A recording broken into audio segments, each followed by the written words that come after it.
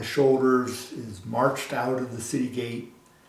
And there, on what we call Golgotha or the Calvary, are these permanently fixed upright posts that are there as a reminder by Rome that we don't need an excuse. If you get out of line, we're going to deal with you.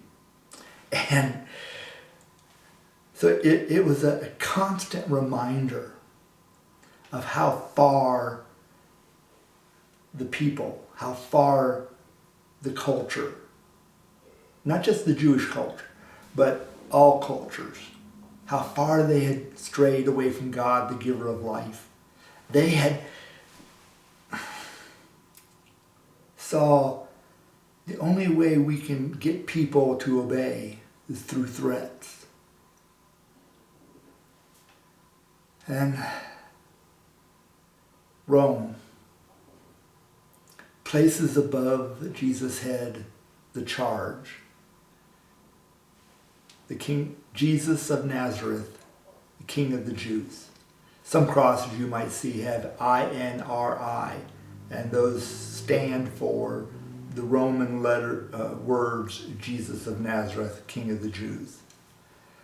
Because that's what Jesus was accused of, was political insurrection. The Romans didn't care about his Jewish accusers. All they cared about was Jesus was accused of disrupting the peace, the Pax Romana. So Jesus is crucified, placed on a cross as a public example of what happens when you get out of line. But this is more than death. This is a reminder that in the world, God is not in control.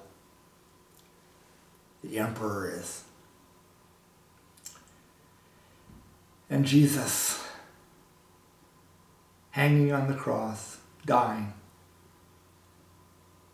breathed his last.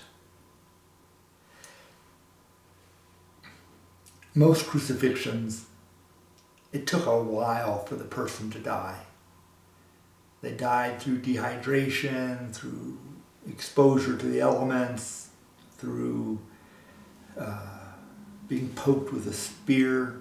It took a while. But Jesus died in 3 hours. There's that number again that I keep referring to. At noon, darkness covered the earth. Mark says it covered the land.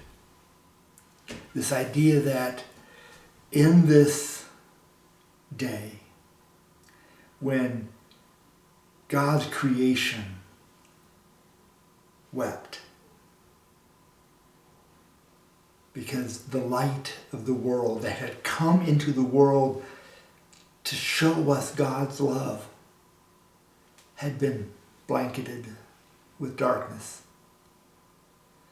And grief, the grief of those who are hungry for God, who are hungry for life. I mean, here we are in a pandemic, and people are asking, is this God's doing?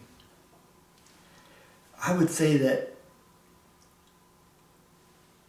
the act of God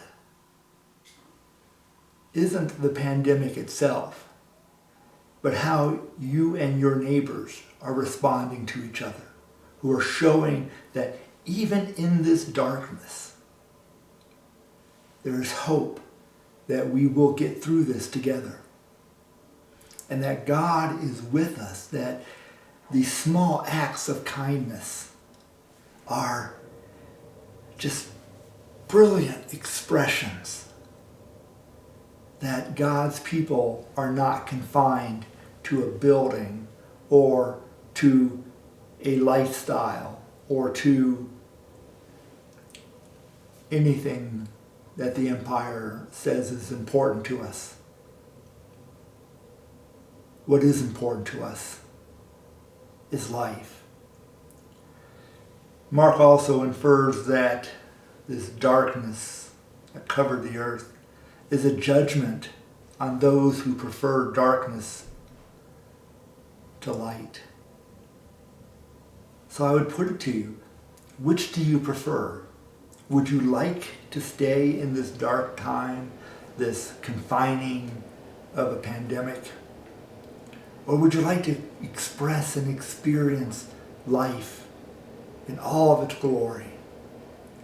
Because that's what Mark is offering to us. Which one? Which one will you choose? Now, 3 p.m. to 6 p.m. and from 6 p.m. on, Mark tells us that in this time of darkness, in this time of death, when Jesus himself said, in quoting Psalm 22, why? Why me? Why now? God, where are you? In that dark time, the women were there.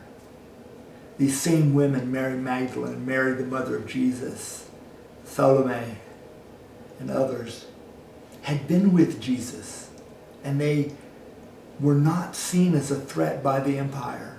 The men were all gone, except John. They were all gone, but the women remained. They were the ones who were there at his death. They were the ones who were there at his burial.